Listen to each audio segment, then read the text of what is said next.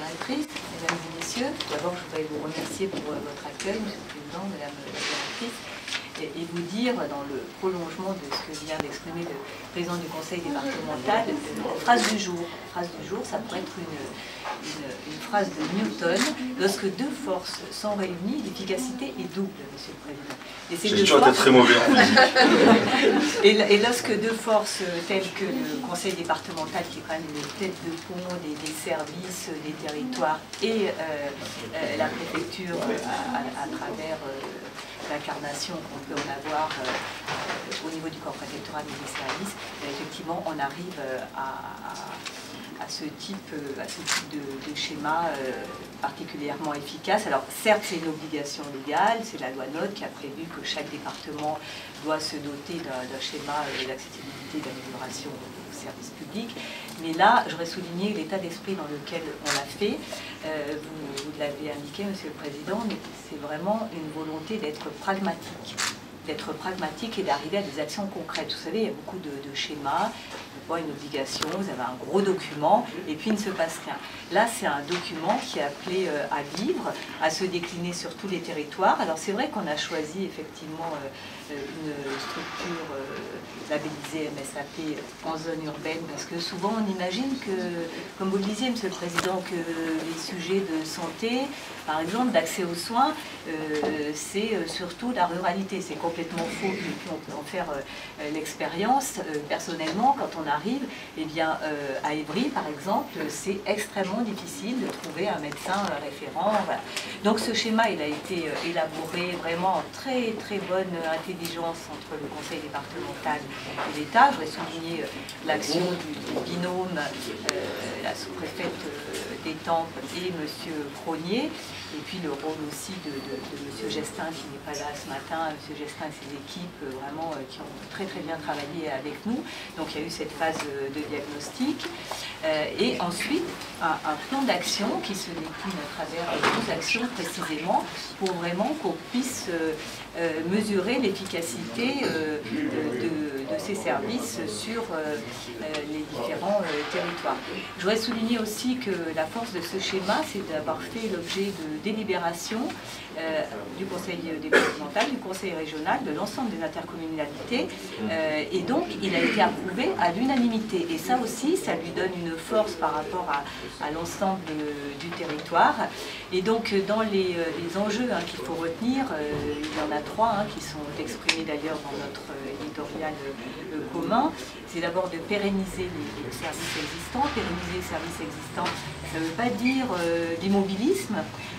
On a une volonté commune, effectivement, d'être dans la modernisation et l'innovation, mais pas l'innovation pour l'innovation, mais parce qu'il faut s'inscrire dans un monde qui est le nôtre, qui est un monde en permanente évolution, et ça, à la fois vous, monsieur le président, vous savez le faire à travers nos services, et nous, on essaie de le faire aussi.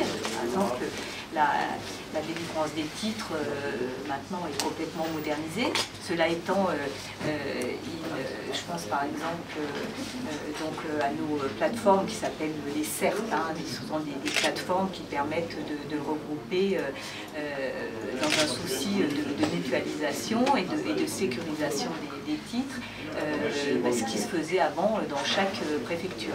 Bon, là, après, il faut avoir le souci de l'accompagnement des usagers qui n'ont pas forcément l'accès au numérique, d'où l'existence de points numériques en préfecture et en sous-préfecture, parce qu'il faut toujours penser à éviter ces fractures, effectivement, fractures numériques en particulier. Donc nous, on a franchi, avec l'impulsion du ministère de l'Intérieur, ce virage technologique, et puis on souhaite continuer à s'inscrire dans les téléprocédures, parce que, comme vous le disiez, monsieur le président, que l'usager, il a accès au service quand il le souhaite, en fait, quand il a du temps, et pas forcément lors à certaines amplitudes horaires.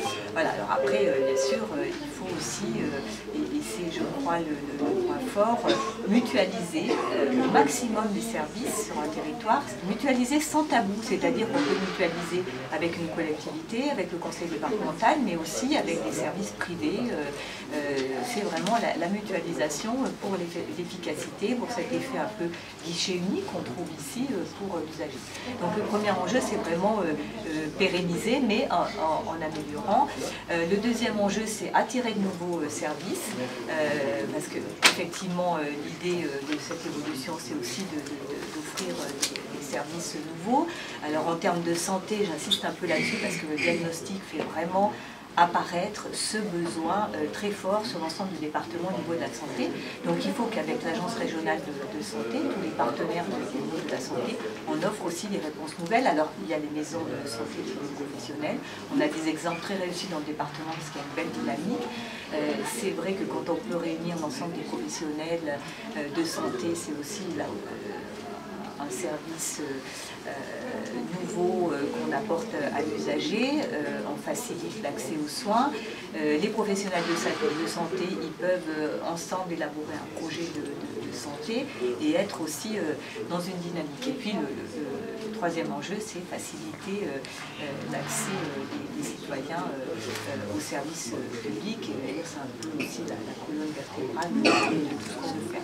Et si on est venu là, ici, ce matin, c'est justement pour montrer qu'on veut faire du concret. On veut faire du concret et puis que ces maisons de service au public, elles sont incarnées par des professionnels autour de nous, Madame la directrice, qui savent accueillir l'usager, et on retrouve aussi l'humain dans ce service au public. Moi, je suis très attachée à cette dimension humaine dans tout ce qu'on peut faire. Alors, sans doute, c'est mon passage dans un conseil général. Au bout de 7 ans en action sociale, on garde quand même quelque chose. Et donc, je pense que cette dimension humaine, elle est aussi très importante. Elle est le pendant de cette révolution technologique. Parce que c'est vrai qu'il faut vivre avec des outils modernes, il faut les utiliser au profit de la qualité de service, mais il faut aussi effectivement avoir le souci d'accompagner. Et là, c'est ce que vous savez très bien faire. Bon, c'est vrai qu'on cite souvent cette maison de service public en exemple, de par son implantation. Moi, j'en ai vu aussi fonctionner en zone rurale, à Ballancourt par exemple, voilà, Sacla, Angerville, voilà, où je participe à l'inauguration. Et c'est bien que cette dynamique se répande sur tout le territoire. Nous-mêmes, au niveau des sous-préfectures, on essaie aussi de réfléchir sur ce qu'on pourrait faire encore pour améliorer le contact avec les usagers.